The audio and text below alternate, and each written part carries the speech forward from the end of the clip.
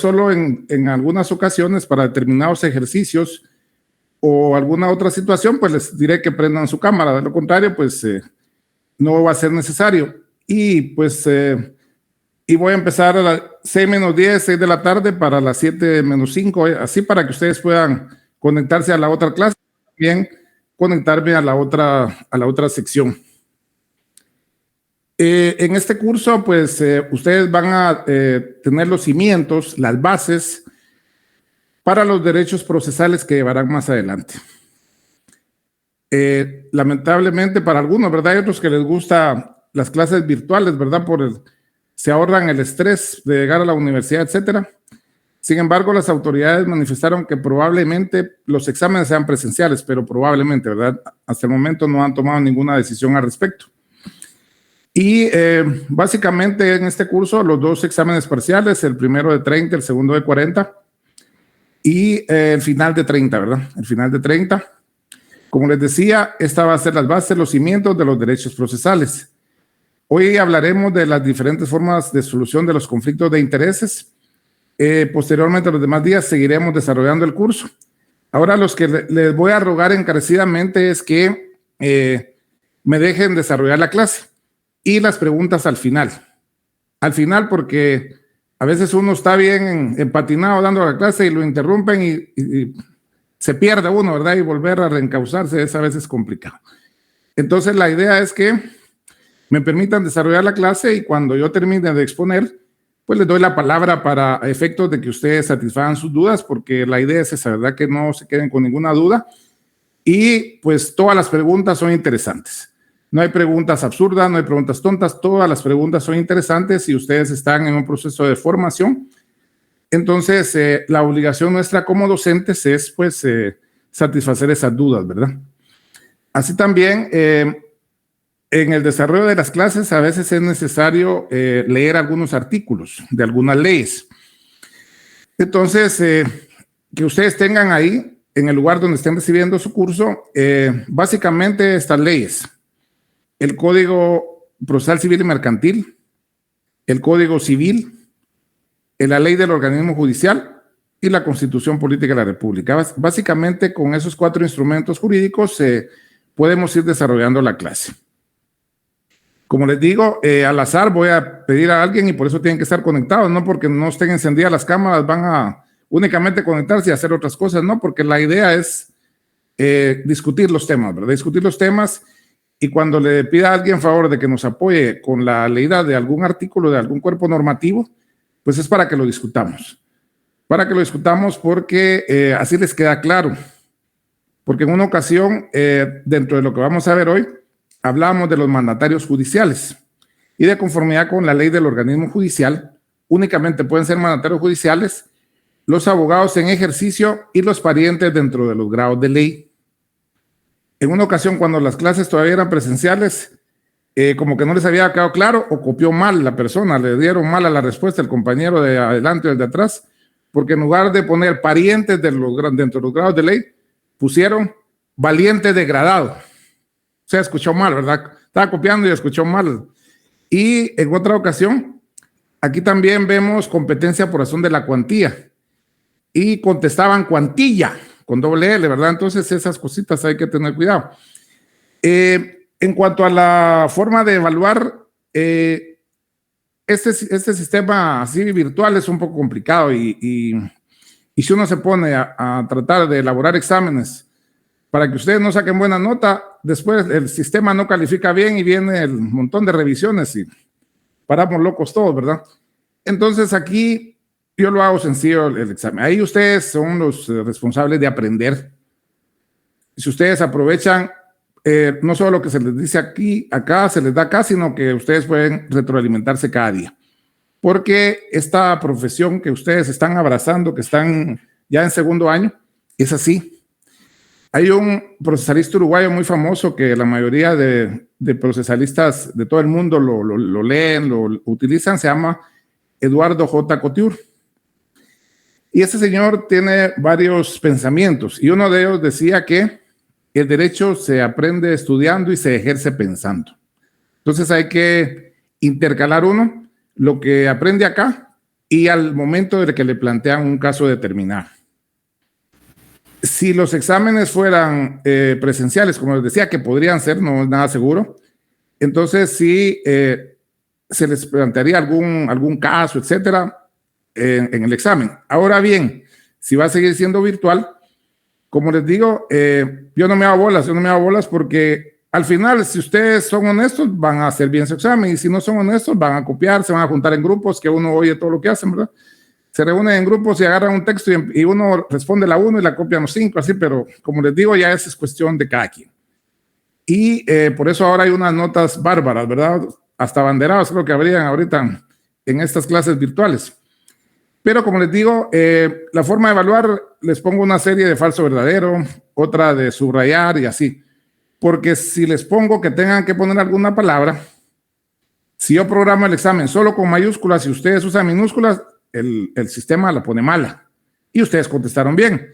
Entonces, empezamos con el tema de las revisiones, etcétera. Ahora ya la de nunca acabar. Entonces, como les digo, falso verdadero, de subrayar, etcétera. Así va a ser la forma de evaluar. Y como les decía, así como está establecido en el programa, ¿verdad? Y como les decía, la súplica es que hagan sus preguntas al final de la clase. Al final de la clase, yo ahorita voy a exponer, voy a una forma pausada, explicándoles con casos y cuando necesite el apoyo de ustedes en cuanto a la lectura de los artículos, digo, fulano de tal o fulana de tal, me lee por favor el artículo tal de tal ley.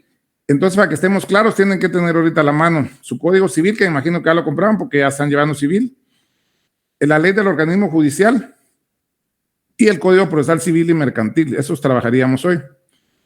Algunos artículos, ¿verdad? No todos. Porque miren, al final, ¿qué pasa? El derecho sustantivo es lo que ustedes están viendo ahorita en civil, en penal. Entonces, ese derecho nos da las instituciones. Las instituciones, y digamos que haciendo una comparación, el derecho sustantivo es un vehículo, es un carro, es un automotor, y el derecho procesal es la carretera sobre la cual va este automotor.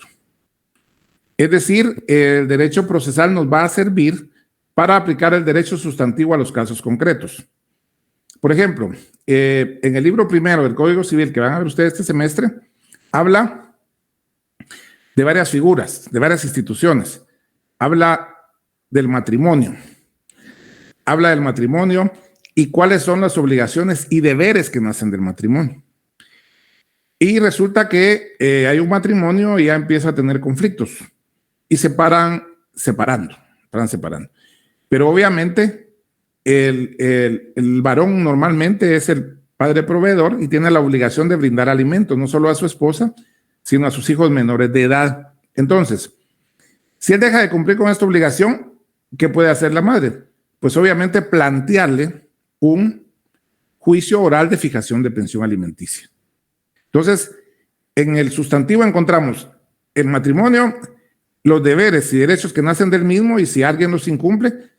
Y también en el libro primero habla del concepto de alimentos, que el concepto de alimentos incluye en lo que es propiamente los alimentos, gastos de estudio, vestimenta, vivienda, etcétera. Todo eso incluye los alimentos. Entonces, en el Código Procesal Civil y Mercantil y en la Ley de Tribunales de Familia aparecen los artículos procesales que nos van a permitir fundamentar cuando demandamos a alguien para fijarle una pensión alimenticia.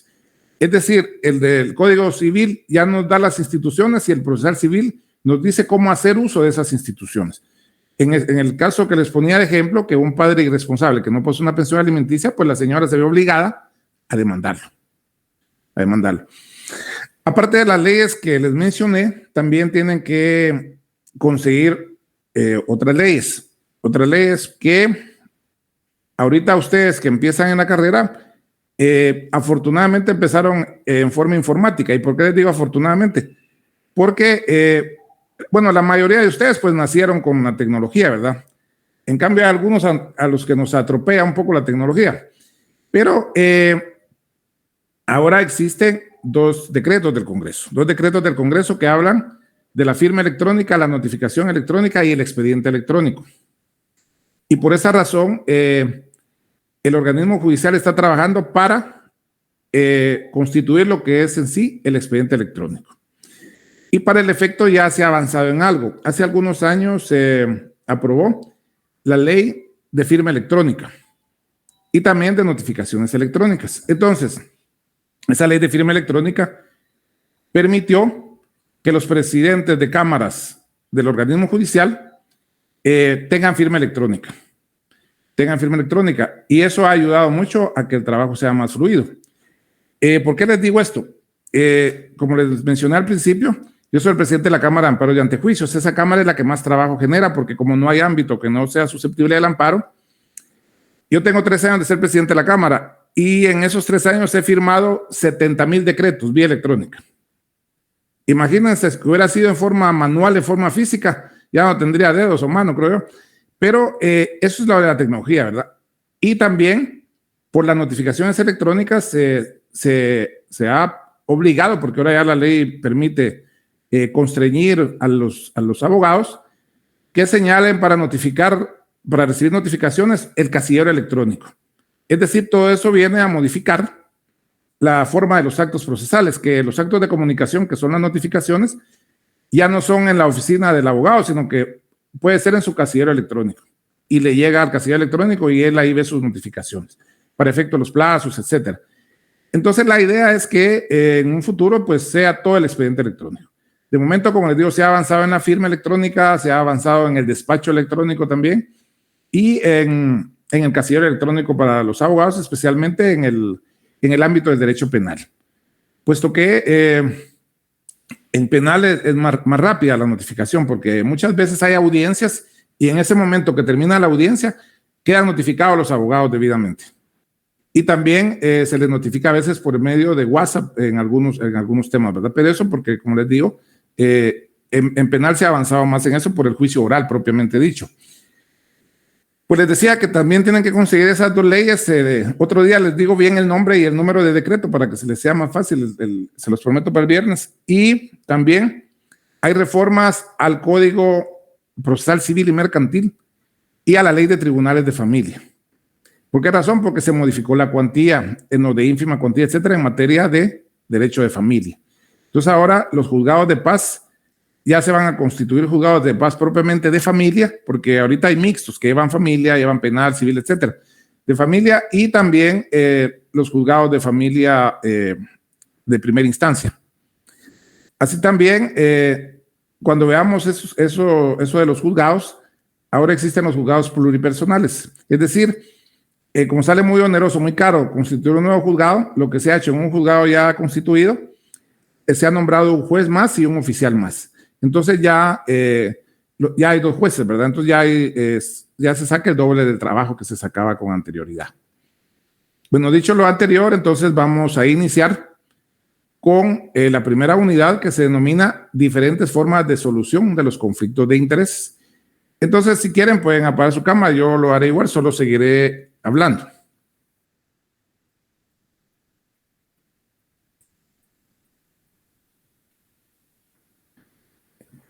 Bien, como les mencionaba, existen diferentes formas de solución de los conflictos de intereses.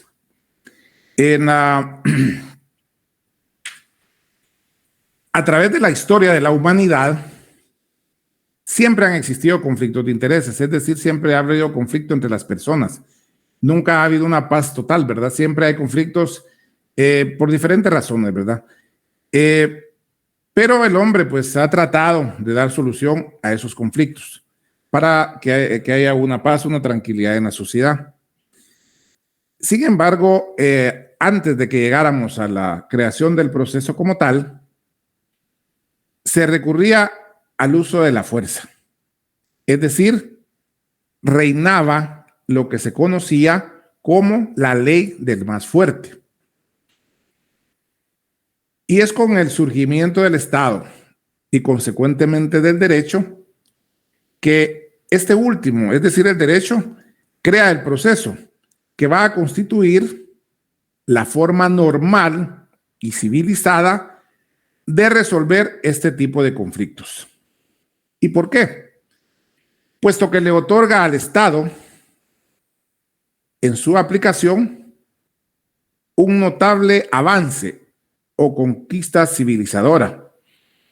¿Y cómo lo hace? Pues obviamente aquí venimos ya a la división de poderes, que es el organismo judicial, el que por mandato constitucional, por mandato legal, es el que tiene la potestad de juzgar y promover la ejecución de lo juzgado. ¿Pero por qué razón? Porque eso es parte del surgimiento del Estado.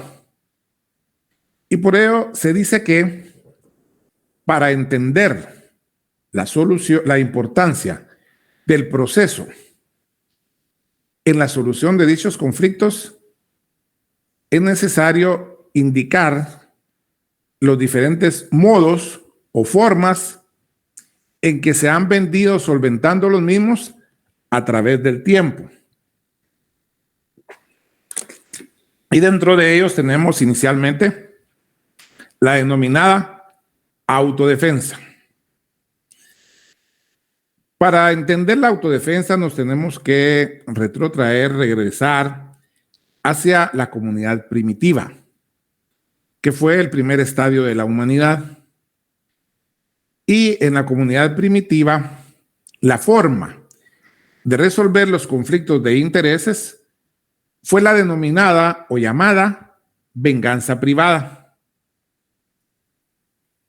En esta forma de resolver conflictos de intereses, la venganza privada, la persona hacía justicia por su propia mano, utilizando su fuerza o bien contando con la ayuda de familiares y o amigos para ello. Hace algunos años en nuestro país, en algunos lugares del mismo, hubo gente que tomó la ley en sus manos, se decía, ¿verdad?, en los medios de comunicación, puesto que muchas veces desesperada por la delincuencia, capturaban al supuesto delincuente y lo agredían físicamente y en algunos casos incluso hasta lo quemaban. Hasta lo quemaban, entonces el Estado pues se vio en la necesidad de regular el delito de linchamiento, porque eso era, ¿verdad?, lo que ocurría, que venían y veían que alguien había robado algo, lo perseguían, lo capturaban, lo vapuleaban y posteriormente le prendían fuego. Siempre había alguien que conseguía gasolina inmediatamente. Entonces, se tipificó el delito de linchamiento y ello pues evitó que se repitiera eso del linchamiento. Poco a poco la gente lo fue entendiendo porque fueron condenadas algunas personas por ese delito. Entonces ya la gente dejó de hacerlo porque habíamos como regresado a la comunidad primitiva, ¿verdad? Como les decía, lo primero fue la venganza privada. Posteriormente surge la llamada Ley del Talión, la cual se conocía también popularmente como ojo por ojo y diente por diente. ¿Y qué significaba esto? Que la persona agredida no podía causar al agresor un mal mayor que el que aquel le había provocado. Es decir, era la ley por su propia mano, pero un poco limitada, podríamos decir, porque al decir ojo por ojo, diente por diente, significaba eso, ¿verdad? Que si el otro le había hecho un daño, él no le podía causar un daño mayor que el que lo otro le había provocado. Luego de la ley del talión surge la que se denominó ley de la compensación.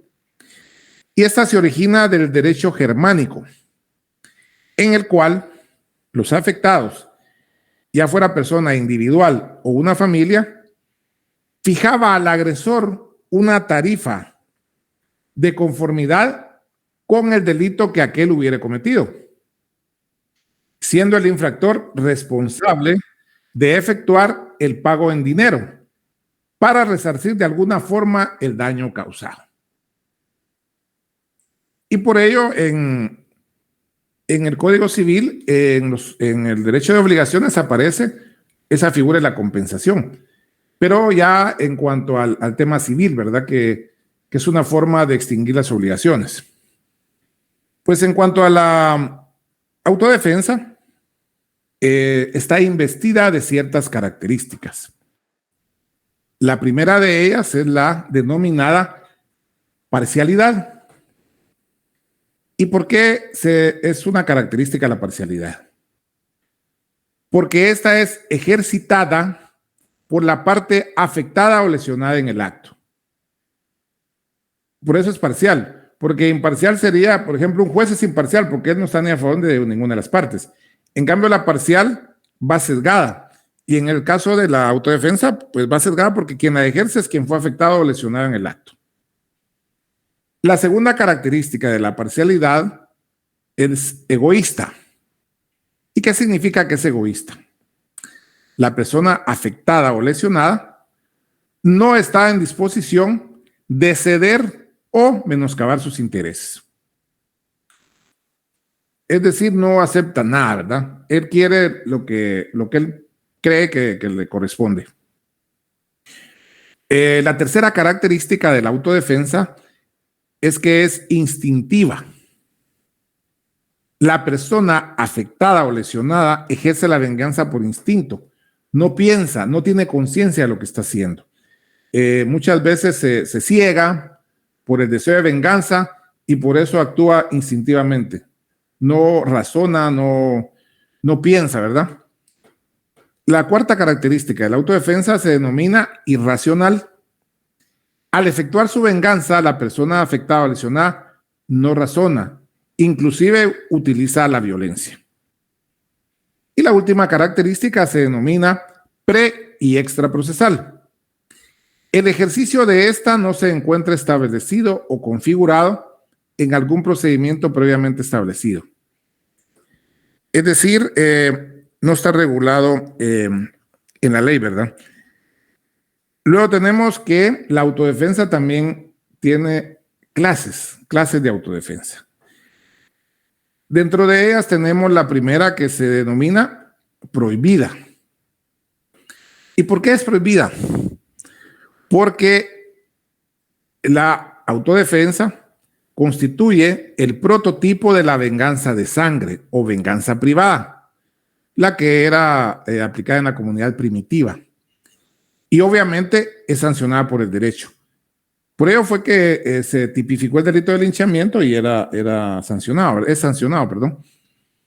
La segunda clase de la autodefensa se llama tolerada. Es aceptada o tolerada socialmente, no es sancionada por el derecho. Obviamente en algunas sociedades, ¿verdad?, que permiten ese tipo de situaciones, pero en nuestro país no se permite. De hecho, la tercera característica aceptada o normada legalmente, esta aparece regulada en la ley, específicamente en el artículo 24 del Código Penal, denominada legítima defensa. En nuestro país han habido algunos casos en cuanto a la legítima defensa y por ello los jueces le dan falta de mérito a algunas personas cuando actúan en legítima defensa. El último de los casos de legítima defensa que los jueces beneficiaron a una persona fue un hecho que sucedió en Alta Verapaz, en Cobán, porque una mujer que era víctima de malos tratos de parte de su esposo ya lo había denunciado en reiteradas oportunidades, ya le habían otorgado medidas de protección y él seguía, ¿verdad?, con la mala costumbre de agredirla, de hacerle daño. Entonces ella, en una discusión que tuvieron, cuando ya estaba siendo agredida, agarró un machete y le quitó la vida al esposo. Y el juez que conoció el caso lo consideró como de legítima defensa y por ello le dieron falta de mérito a esta persona. Luego, hace unos años también había un político que a veces sale en los medios de comunicación, el licenciado Rivera Clavería. Él estaba en el garaje de su casa cuando entraron dos tipos armados con el objeto de asaltarlo, robarle en su casa, y él se defendió y les disparó y los mató y también el juez consideró que era legítima defensa. Y otro caso, unos años atrás, fue el de un piloto de transporte urbano de camionetas que a él lo vivían extorsionando. Y en una ocasión, cuando subió el extorsionista, el que iba a recoger el dinero producto de la extorsión, él sacó un arma de fuego y le quitó la vida al extorsionista. Y también el juez consideró que era legítima defensa y pues también le dieron falta de mérito a esta persona. Es decir que esa autodefensa aparece regulada, como les digo, en el artículo 24 del Código Penal. Sí se aplica en algunas ocasiones, obviamente dependiendo de los hechos, ¿verdad? El segundo modo o forma de solución de conflictos se denomina autocomposición. La autocomposición constituye una especie de solución al conflicto de intereses entre dos o más personas, en la cual ninguna impone nada a la otra. Es decir, aquí ya hay razonamiento, ya hay raciocinio, las dos personas saben que tienen un conflicto, dialogan, platican, llegan a acuerdos. Y dentro de las características de la autocomposición, esta es bilateral. ¿Y por qué es bilateral? Porque participan tanto el sujeto activo como el sujeto pasivo del conflicto. Es decir, platican, llegan a acuerdos. Lo clásico de esta autocomposición se da cuando hay hechos de tránsito. Por ejemplo, en algunos cruces de nuestra ciudad, ustedes ven que hay rotondas y dice, usted no lleva la vía. En la otra calle, usted no lleva la vía. Total que nadie lleva la vía. Entonces, a la hora de un accidente, de un choque, ninguno tiene la culpa porque nadie lleva la vía, ¿verdad? O los dos tienen la culpa porque los dos llevan la vía. Entonces, al final, ellos entienden que plantear una demanda, etcétera, es por gusto porque los dos van a ser culpables y nadie le va a pagar a nadie. Entonces, lo que hacen es que decir, bueno, ¿sabe qué? Que cada quien pague el enderezado y pintura de su vehículo. Eso es autocomposición. Se ponen de acuerdo. La segunda característica es que es racional. Esta implica que su ejercicio conlleva el razonamiento, no el instinto. Obviamente, si están platicando, están dialogando, están razonando las dos personas. La tercera no es egoísta. Las partes que intervienen en esta utilizan el diálogo y están dispuestas a sacrificar algo con el fin de llegar a un acuerdo en forma armoniosa. Y la cuarta y última característica se denomina pre, intra y extraprocesal.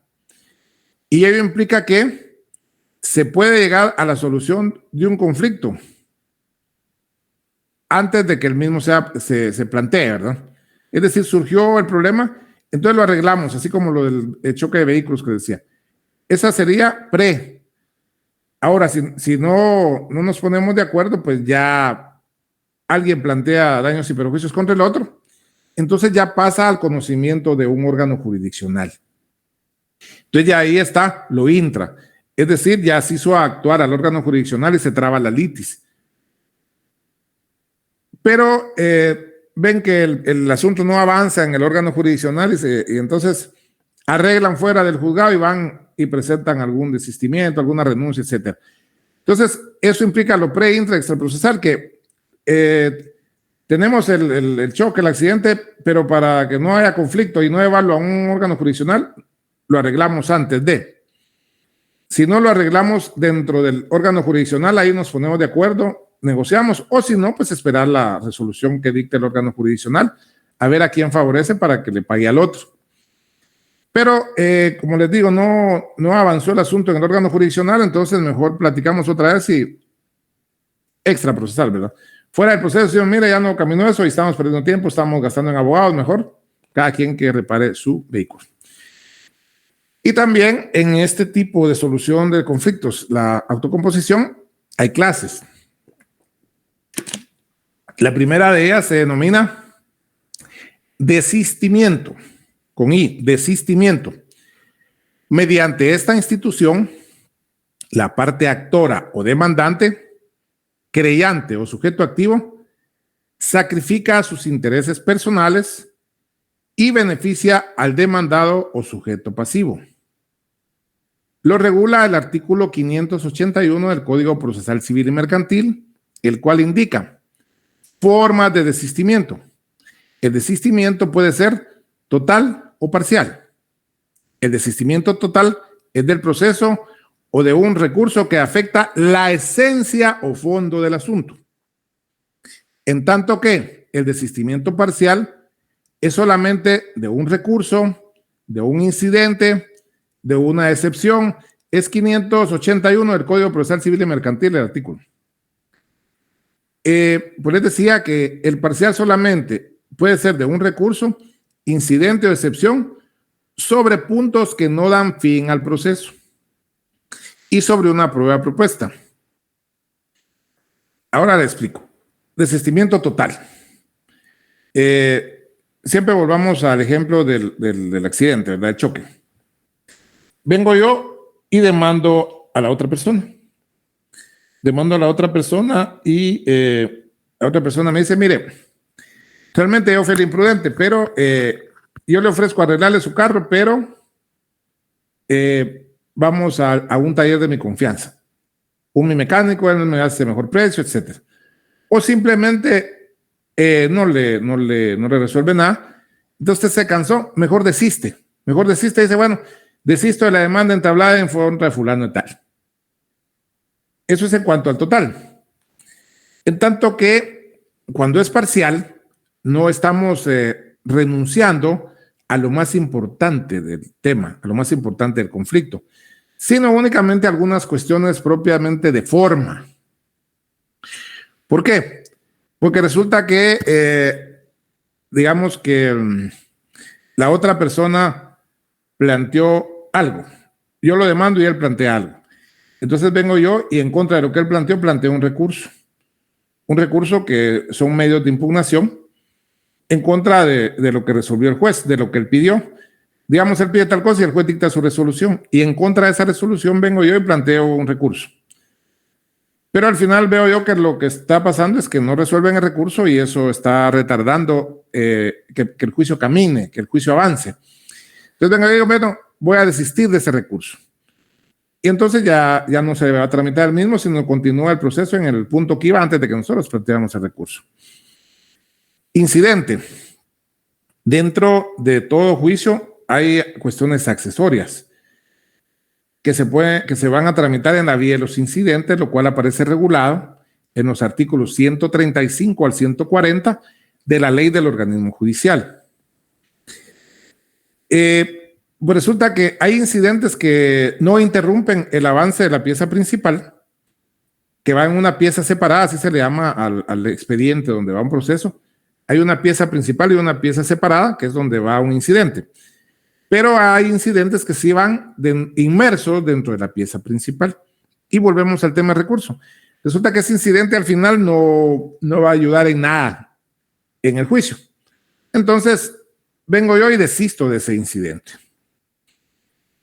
También hay excepciones, por ejemplo, las excepciones dilatorias. Esas más que todo atacan la forma. Cuando lo veamos, el punto ese lo van a entender con mayor claridad. Atacan la forma, entonces vengo yo, mire, mejor desisto de esa excepción porque también no me está beneficiando en nada. Y también sobre una prueba propuesta. Cuando nosotros planteamos una demanda, tenemos que ofrecer los medios de prueba que consideremos pertinente, así como cuando contestamos la misma, cuando contestamos la demanda. Entonces vamos a ofrecer determinados medios de prueba.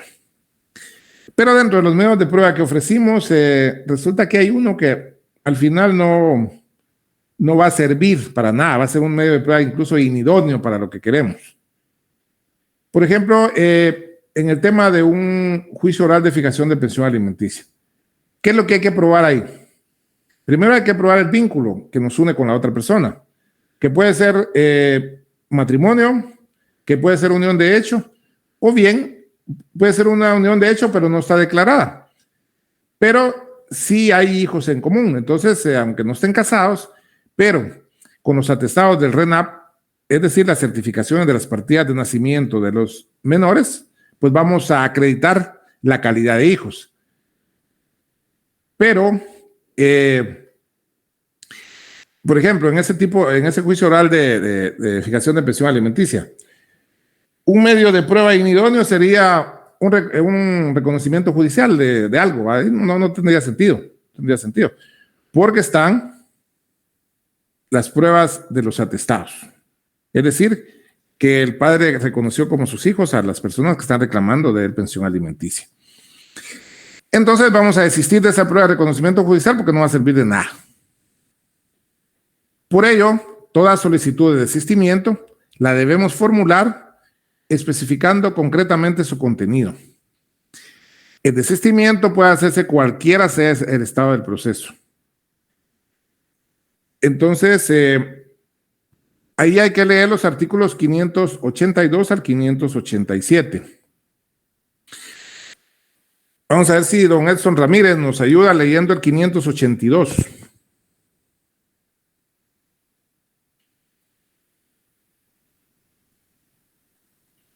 Edson Ramírez, ¿no está?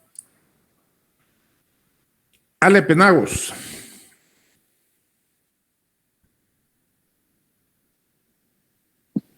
Sí, licenciado. Hágame el favor de leer artículos 582 del procesal civil y mercantil. Mercantil.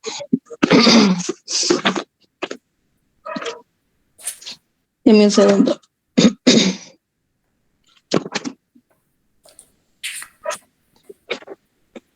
Tengo el civil solamente. Ok. ¿Alguien que tenga el procesal civil y mercantil? Yo, licenciado. Hágame el favor de leer el 582 entonces. Desistimiento del proceso. Cualquiera pueda desistir del proceso que ha promovido o de la oposición que ha formulado en un proceso en que es parte. Este desistimiento impide renovar en el futuro el mismo proceso y supone la renuncia al derecho respectivo. Para desistir del proceso no es necesaria la conformidad de la parte contraria. Bien, lo importante en el desistimiento es que el mismo tiene que ir con firma legalizada por parte de un notario, para efectos de que efectivamente la persona está desistiendo y no que vaya a hacer una artimaña de la otra parte de hacer presumir que está desistiendo el otro cuando no es así. ¿Me puede leer el 583 aprovechando que usted tiene la ley ahí? Muy bien, licenciado. 583. Desistimiento parcial.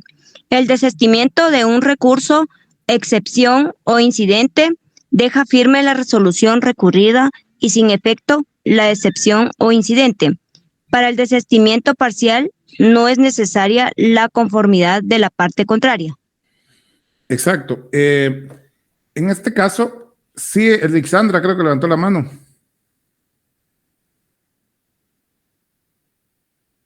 No, pues les decía que no es necesario que el otro lo acepte, sino que esta persona pues, lo puede hacer.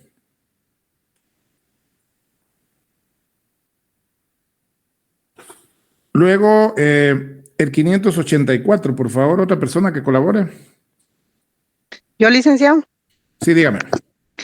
Artículo 584. Quienes no puedan desistir del proceso. No pueden desistir del proceso ni de un recurso o excepción que afecte el fondo del asunto. Los que defienden intereses de menores, incapaces o ausentes. Tampoco podrán hacerlo los que defiendan intereses del Estado o municipales. Bien, como pudieron escuchar, hay excepciones, ¿verdad? ¿Quiénes no puede desistirse? Estas personas, especialmente si yo soy tutor de un menor, de un incapaz o de un ausente. Que el menor es obviamente que no ha cumplido los 18 años, el incapaz que ha sido declarado judicialmente en estado de interdicción y no tiene la capacidad para actuar, y ausente alguien que tenía su domicilio en el país, pero se fue. Digamos que es una persona que se fue a trabajar a Estados Unidos y no dejó mandatario, pero obviamente alguien podría, ya no supo de él. Ya aparece acá la canción El Norte de Ricardo Andrade, ¿verdad? Que se fue, mandaba plata y ella se enamoró, entonces ella debió tramitar la ausencia para poder divorciarse del ausente, valga la redundancia. Y también no pueden desistir quienes defienden el interés del Estado o municipales. Por eso es que los abogados que trabajan para el Estado o las municipalidades tienen la obligación de plantear todos los recursos habidos y por haber, porque así lo indica la ley, ¿verdad? Entonces no pueden desistir del proceso tampoco. Artículo 585, Alexandra, por favor, si es tan gentil. Muy bien, licenciado. Artículo 585. Trámite. Para que el desistimiento sea válido, se necesita que conste en autos la voluntad de la persona que lo hace, con su firma legalizada por un notario o reconocida ante el juez en el momento de presentar la solicitud. Y si no pudiere firmar, lo hará otra persona a su ruego. Si no se cumpliere con lo dispuesto en este artículo, la solicitud se desechará de plano. Es decir, que si no es con firma legalizada, van a rechazar esa solicitud. O sea, son dos formas, con firma legalizada o bien que el interesado se apersone ante el órgano jurisdiccional y manifieste ante el juez que él quiere desistir de ese proceso. Si no es de esas dos maneras, se va a desechar el mismo. Artículo 586 dice, presentada en forma válida el desistimiento, el juez dictará resolución aprobándolo. Y el 587, el desistimiento del proceso no impide las demandas que pueda promover la parte contraria por los daños y perjuicios causados por el proceso desistido. Es decir que yo demandé a alguien, pero no tenía la razón. Lo demandé por demandarlo, por fastidiar. Y después desisto, ¿verdad? Pero ya le hice a él incurrir en gastos. Ya gastó en abogado, tiempo, etcétera. Entonces me puede demandar para que yo le pague daños y perjuicios porque lo hice acudir a ellos sin que fuera necesario, ¿verdad?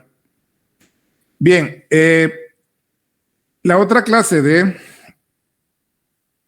autocomposición es el allanamiento. El primero, quien lo hacía valer, el desistimiento, era el actor. En el allanamiento, quien hace uso de esa figura es el demandado.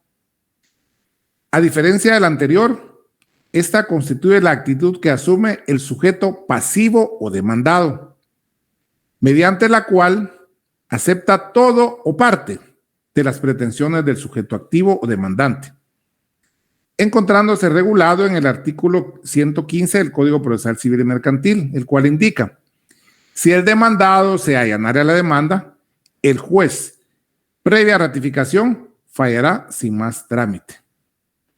Es decir, me demandan a mí. Y yo, de la actitud que asumo, es que acepto los hechos. Entonces, obviamente, el juez me cita a mí para que yo ratifique que me estoy allanando y pues estoy aceptando los hechos, ¿verdad? Entonces ahí ya es más fácil dictar sentencia porque yo no me voy a oponer, sino que estoy aceptando lo que está indicando el demandado. Asimismo, en el derecho laboral aparece también regulado el allanamiento en el tercer párrafo del artículo 340 del Código de Trabajo, el cual establece, si el demandado estuviere de acuerdo con la demanda en todo o en parte, podrá procederse por la vía ejecutiva en cuanto a lo aceptado, si así se pidiere, lo que se hará constar sin que el juez deba dictar sentencia al respecto, y el juicio continuará en cuanto a las reclamaciones no aceptadas. Eso es en el derecho laboral. Normalmente el derecho laboral, quien lo acciona es el trabajador por alguna situación que ha tenido con el patrono. Por ejemplo, hay prestaciones irrenunciables. Por ejemplo, si no nos han pagado el aguinaldo, no nos han pagado el bono 14, si no hemos disfrutado de vacaciones, podemos reclamar. En el caso de las vacaciones, hasta 5 periodos que no hemos disfrutado, que no nos han dado, entonces nos despiden y esas son irrenunciables. Entonces, usualmente en un juicio de trabajo, la prestación más grande siempre es la indemnización. Pero la indemnización, ¿cómo surge? Surge por un caso de despido directo e injustificado. Y en este caso se da lo que se conoce como inversión de la carga de la prueba, que quien debe probar la causa del despido es el patrono. Y si no lo prueba, deberá pagar la indemnización y a título de daños y perjuicios hasta 12 salarios. Pero viene el trabajador y demanda al patrono y dice, bueno, me despidió en forma injustificada. Aparte me debe el aguinaldo y el bono 14 de los años de la pandemia, porque argumentando que había pandemia no me pagó. Y argumentando que yo no llegué a trabajar físicamente por la pandemia, dice que va a disfrutar de mis vacaciones, tampoco me las pagó. Pero la prestación más fuerte va a ser la indemnización. Entonces viene el patrón y dice, bueno, me allano en cuanto a que no le pagué vacaciones, no le pagué aguinaldo y no le pagué vacaciones, aguinaldo y bono 14. En cuanto a la indemnización, él abandonó el trabajo, yo no lo expedí. Entonces, ahí viene. Aquí se allanó parcialmente. El patrón no, porque solo aceptó indemnización, bono 14, aguinaldo y vacaciones, perdón. Y la indemnización la van a seguir discutiendo. Entonces, aquí no es necesario ir a la vía ejecutiva. Aquí no es necesario que se dicte sentencia, sino que de una vez, dentro del mismo proceso, vamos a ejecutar. Y al ejecutar, pues podemos plantear embargos, etcétera, sobre los ingresos sobre los cuentas de depósitos monetarios del patrono, sobre algún carro, sobre alguna casa, etcétera. Eso es en cuanto al allanamiento. Ahora, la otra figura es la transacción. Y esta constituye el acuerdo al que llegan las partes dentro de un conflicto, resolviendo sus controversias, otorgándose mutuas concesiones relativas a los intereses o pretensiones de cada una. La transacción la encontramos regulada sustantivamente en el artículo 2151 del Código Civil, el cual indica que la transacción es un contrato por el cual las partes, mediante concesiones recíprocas, deciden de común acuerdo algún punto dudoso o litigioso, evitan el pleito que podría promoverse o terminan el que está principado. Y adjetivamente o procesal como excepción previa o dilatoria en el artículo 116, numeral 11 del Código Procesal Civil y Mercantil. Siempre poniéndoles el ejemplo del choque de los automóviles, resulta la transacción pues la vamos a celebrar en escritura pública. Pero resulta que uno de los implicados se quiere pasar de vivo, ¿verdad? Y viene y demanda al otro. Entonces el otro, con el testimonio de la escritura pública que contiene el contrato de transacción, le va a interponer la excepción de transacción y va a destruir la pretensión que el otro quiera hacer valer. Entonces, por ello es importante que cuando haya un conflicto quede plasmado por escrito, que los dos se comprometen a no demandarse, etcétera. Porque si no lo hacemos por escrito, es más complicado, porque entonces cómo se prueba esto, lo otro, etcétera, ¿verdad? Bueno, ahora vamos a ver lo que se conoce como heterocomposición. Esta constituye la forma de resolución de conflictos de intereses en los cuales se da la participación de un tercero, que debe tratar de avenir a las partes a una solución, debiendo de actuar en forma imparcial. Como vimos en el primero, es solo la persona que lo hace, en el segundo ya los dos, y aquí, como no se ponen de acuerdo, hay un tercero que va a intervenir. Por ello, las características de la heterocomposición es que se da la participación de un tercero. En las partes recurren a un tercero porque no son capaces de llegar a un acuerdo para la solución del conflicto. Se propone un procedimiento. El tercero propone a las partes los mecanismos para la solución del o los conflictos. Cuenta con el aval del Estado.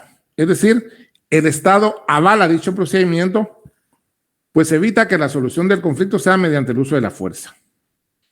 Y dentro de las clases de heterocomposición, es decir, de que interviene un tercero, está la figura del mandatario. Es la persona que representa a una de las partes que lo ha instituido como tal, a efecto que formalice en su nombre los actos y contratos en los que tenga interés y para los cuales ha sido autorizado. Esta figura la encontramos regulada en los artículos 1686 y 1687 del Código Civil y artículos del 188 al 194 de la Ley del Organismo Judicial. Entonces, alguien que tenga ahí la Ley del Organismo Judicial, que me haga favor de leer el 188.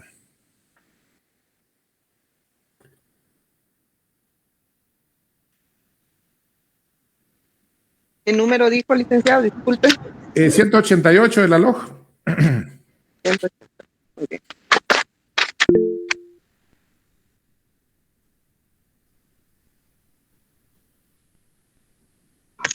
¿Puedo leerla, licenciado?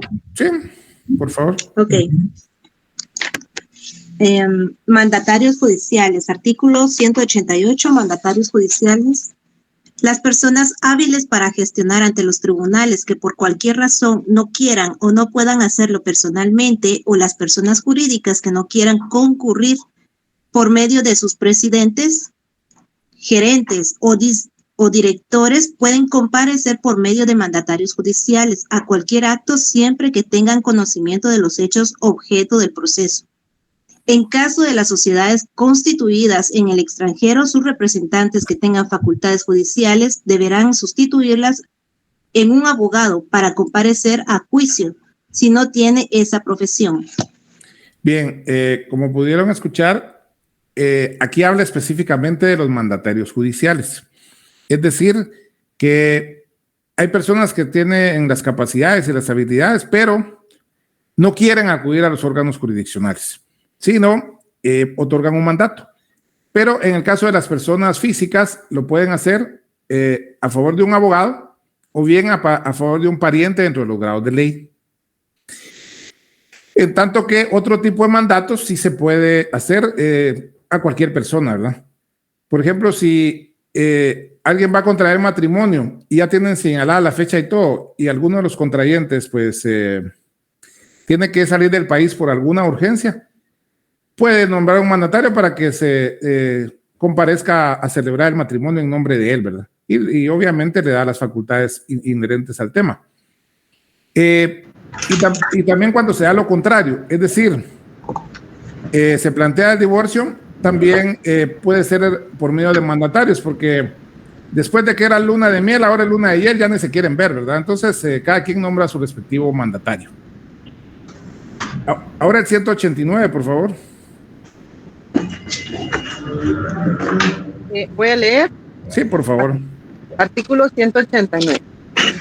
Forma de los mandatos, reformado por el artículo 17 del decreto 1193 del Congreso de la República. El mandato debe conferirse en escritura pública para los asuntos que se ventilen en la forma escrita, y su testimonio deberá registrarse en el Archivo General de Protocolos de la Presidencia del organismo judicial y en los registros que proceda conforme a la ley. Bien, requisito para la mayoría de mandatos es que debe ser en escritura pública, y el testimonio de la misma se va a inscribir, se va a registrar en el archivo de protocolos de la Presidencia de la Corte Suprema de Justicia o del organismo judicial. El archivo de protocolos queda ahí en la zona 9, en un edificio que se llama el JADE. Ahí es donde se inscriben los mandatos. Y si fuere un mandato de una sociedad anónima, también se debe inscribir en el Registro Mercantil General de la República. Y en el 190 pues aparecen las facultades que tienen los mandatarios, de parte de los mandantes, pero para ciertas cosas necesitan facultades especiales, es decir, le damos las facultades que establece la ley, pero debemos identificar las que aparecen en el 190, que es prestar confesión y declaración de parte, reconocer y desconocer parientes, reconocer firmas, someter a asuntos a elección de árbitros, etcétera, que son hasta la letra ñ que hay, ¿verdad? Entonces, esas son facultades especiales que si va a realizarlas el mandatario, pues deben insertarse dentro de la escritura pública correspondiente.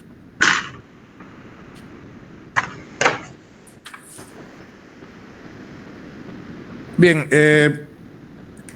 hay los otros artículos que mencioné, los leen ustedes porque así avanzamos y no nos va a tiempo de concluir lo del día de hoy. Bien, luego del mandatario tenemos el llamado gestor de negocios.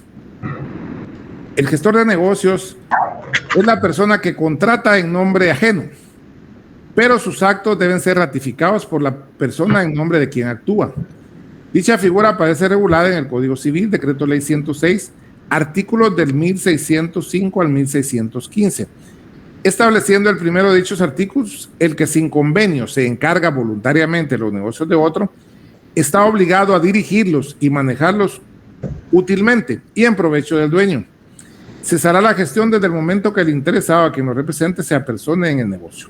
Asimismo, El artículo 1611 del mismo cuerpo normativo indica: la ratificación de la gestión por parte del dueño produce los efectos del mandato expreso y opera retroactivamente. Luego tenemos el mediador, que el mediador es un profesional especializado que facilita el diálogo entre las personas que concurren al proceso. Es una figura neutral e imparcial que facilita el diálogo entre las partes en conflicto, a efecto de que éstas encuentren una solución. El organismo judicial, dentro de su plan de modernización, adoptó hace algunos años la Dirección de Métodos Alternativos de Solución de Conflictos, y cuya función global es planificar, promover, coordinar y evaluar mecanismos para resolución alternativa de conflictos. Y tiene bajo su responsabilidad la coordinación de 79 centros de mediación que funcionan en 15 departamentos y 73 municipios del país. Luego tenemos el conciliador. Este es instado por el organismo público, creado para evitar un litigio o finalizar uno ya iniciado. Trata de avenir a las partes proponiéndoles fórmulas ecuánimes para resolver sus diferencias. Y por último tenemos el arbitraje. Este se realiza a través de una persona llamada árbitro, quien lo resuelve con voluntad propia y conforme a un procedimiento establecido con anterioridad. Y eso aparece regulado en el decreto 6795 del Congreso de la República, Ley de Arbitraje. Y en nuestro país, tanto en la Cámara de Industria como en la Cámara de Comercio, hay centros de arbitraje. Luego ya que surge el Estado, surge el proceso. ¿Y cuál es la razón de ser del proceso?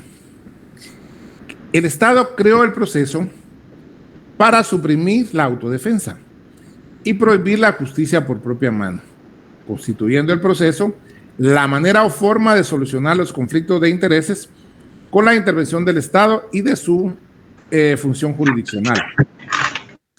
Características: imparcialidad. El juez debe actuar en forma imparcial, ni a favor ni en contra de ninguna de las partes de un conflicto de intereses. Es decir, debe de actuar de acuerdo con el principio denominado debido proceso, el cual lo encontramos regulado en el artículo 12 de la Constitución Política de la República.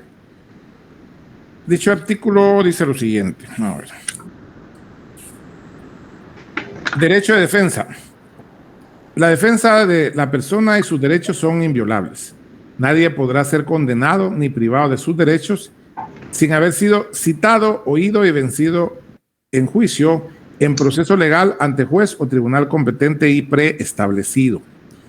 Ninguna persona puede ser juzgada por tribunales especiales o secretos, ni por procedimientos que no estén preestablecidos legalmente. Aquí es importante indicarles que ahorita que ya se inició el proceso electoral en el país, ofrecen todos los candidatos, ¿verdad? Me acuerdo que hubo un candidato en una ocasión que ofreció jueces sin rostro. Imagínense, violentaría lo que dice este artículo, porque los órganos judiciales tienen que estar preestablecidos y no puede haber tribunales especiales o secretos. Entonces, desde ahí caía de su peso, ¿verdad? Que era una demagogia ese ofrecimiento de jueces establecidos. Cuando estuvimos en gobierno de facto en Guatemala, habían tribunales de fuero especial. Y como no había constitución, ¿verdad? Entonces ellos juzgaban a las personas que supuestamente andaban como guerrilleros y los condenaban a la pena de muerte, ¿verdad? Luego tenemos la otra característica, que es la idoneidad. La administración de justicia debe ser aplicada por los órganos que el Estado ha creado para el efecto, siendo estos los órganos jurisdiccionales, a quienes compete la potestad de juzgar y promover la ejecución de lo juzgado. Y la tercera característica, garantía. Esta otorga a las partes en conflicto la certeza y la seguridad jurídica, que la justicia será impartida conforme a los principios legales que norma el debido proceso, responsable y ética por parte del juzgador. Fin del proceso. El fin del proceso constituye el solucionar la controversia o litis, surgida entre dos o más personas, siendo por medio de él que se trata de satisfacer pretensiones con la utilización del derecho y la norma jurídica con el objetivo de implantar la paz y la seguridad en la sociedad. A veces, por favor, Wilson, apague su micrófono. Muy bien. Perdón. Vale. A veces la gente confunde los conceptos proceso, procedimiento y litigio, como que fuera lo mismo, y no es lo mismo. El proceso. El proceso es una serie o sucesión de actos procesales que tienden a la actuación de una pretensión fundada mediante la intervención de los órganos del Estado instituidos especialmente para ello, siendo el primer acto procesal la presentación de la demanda ante aquellos. Y el último, la sentencia debidamente ejecutoriada, es decir, una sentencia que ya no puede ser susceptible de ningún recurso. Es decir, dichos actos están a cargo del juez de las partes y un tercero. Digamos que hagamos un como organigrama. El primer acto procesal va a ser la demanda que la presentemos debidamente, y si va bien, el segundo acto procesal va a ser la resolución del órgano jurisdiccional. Y así, toda la secuela del proceso, imaginémonos un organigrama, y el último va a ser la sentencia cuando ya no es susceptible de ningún recurso. Luego tenemos el procedimiento. El procedimiento, que es un conjunto de formalidades a que deben someterse el juez y las partes en la tramitación del proceso. Tales formalidades varían según la clase de procedimientos de que se trate: laboral, civil, penal, familia. Como les decía al principio, ya está vigente la ley de expediente electrónico, entonces ya se está trabajando sobre eso, y ya va a ser un procedimiento, va a ser una forma electrónica. Porque ahorita es un híbrido, ¿verdad? Hay algunas cosas electrónicas y otras no. Por ejemplo, en penal, en las mismas audiencias notifican a las partes y se elabora un acta sucinta, un acta breve con los datos generales de identificación de las personas, y se les entrega un CD donde va la argumentación que hizo el juez, a efecto de que si alguien va a plantear un recurso de apelación, ahí tenga los insumos, tenga los elementos para plantear el mismo. En laboral, que eso es un edificio que queda ahí por los próceres, ahí ya las audiencias son grabadas en audio y video. Y finalmente tenemos lo que se conoce como litigio. El litigio constituye la situación extra y metaprocesal que va a resolverse a través del proceso, o bien un conflicto jurídicamente trascendente y susceptible de solución jurídica, en virtud de 3 vías posibles para dicha solución: el proceso, la autocomposición y la autodefensa.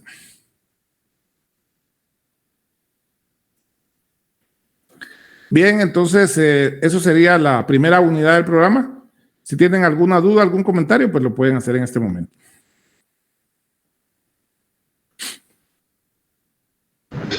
Licenciado, buenas noches. Perdone, va a usar diapositivas. ¿Esas las va a subir al Classroom o algo, licenciado? Perdone. ¿Y no le tomaron screenshot ustedes? No, yo le tomé screenshot. Muy bien, licenciado, gracias. No, pero miren, voy a pedir favor que me apoyen con eso, porque como les digo, la tecnología me atropella el otro año porque me apoyaba alguien ahí y la subía, pero sí voy a pedir favor que la suban y ahí se los vamos a mandar. Muy bien, licenciado, gracias. Jacqueline, dígame. Buenas noches, licenciado. Únicamente preguntando si vamos a utilizar algún libro aparte de las leyes. Ya, les comento. Yo desde el 2011 escribí la primera edición de mi libro. Ahorita está en la imprenta todavía. En la imprenta me ofrecieron que me lo hagan el día viernes. Es un libro que es producto de mis inquietudes, de mis años de experiencia en el litigio y en la magistratura, y adecuado al programa. Hay gente que lo puede adquirir, hay gente que no. Lo que quiero es que quede claro aquí es que no es obligatorio, ¿verdad? No es obligatorio porque después hay problemas que dicen que uno está obligando a comprar y no esa es la intención. Sino al final hay quienes prefieren el libro porque le sirve de texto y desde que lo elaboré la primera edición ha tenido el mismo precio, ¿verdad? No le he subido, los costos han subido, pero la idea es darles a ustedes insumos para estudiar. No hacer dinero ni nada por el estilo, pues porque los escritores creo que no hacen plata, los que escriben libros, incluso con la piratería y todo menos, ¿verdad? Entonces, el día viernes me los ofrecieron dar, entonces ese día les voy a mandar un mensajito ahí al teléfono de la persona con quien se pueden abocar a efecto de que los que tengan interés en adquirirlo, pues lo puedan adquirir. Gracias, licenciado. Gracias. Bueno, Perdón, licenciado, ¿cómo se llama el libro?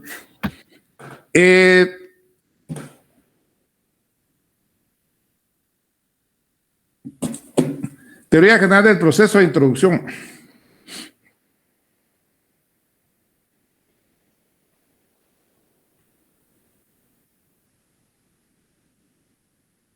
Bien, si no hay más intervenciones, pues lo dejaríamos ahí. Perdone, licenciado. Sí. Disculpe una consulta, por ejemplo, con relación al allanamiento. Ajá. ¿Cuándo sí se puede y cuándo no se puede allanar una persona o institución? Como usted mencionaba, por ejemplo, con el patrono. Uh-huh. ¿O cuándo se deben agotar las instancias? O sea, digamos que las instancias para en un proceso se deben agotar porque el reglamento de una institución así lo establece, o podría allanarse para evitar pues extender un proceso y hacer a la larga todavía más costoso para la institución. No, vea, el allanamiento tiene que hacerse en la primera, el primer acto procesal a cargo del demandado. Digamos que me demandan a mí, el primer memorial que yo presente, si no planteo excepciones dilatorias, va a ser una actitud procesal mía el allanarme y aceptar ciertas cosas de lo que están pretendiendo la otra parte.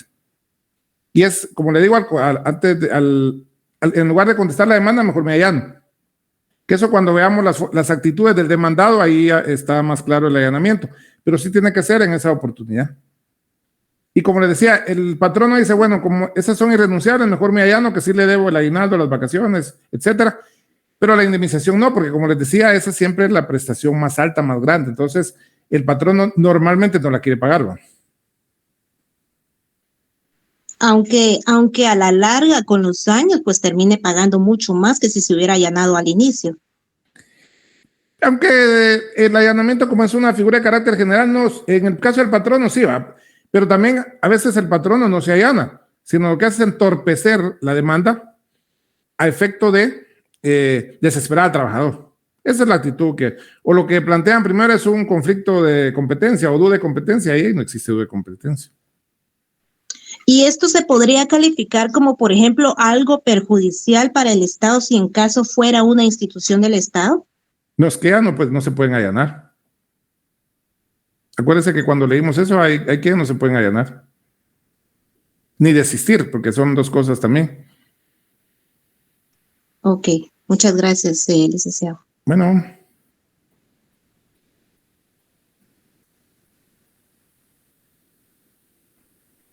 Muy bien, entonces que descansen ahí. Bueno, ahorita todavía no, porque tienen la otra clase. Feliz noche, ahí nos platicamos el día viernes. Muchas gracias, licenciado. Gracias, licenciado. Feliz noche. Feliz noche, licenciado. Feliz noche, compañeros. Gracias.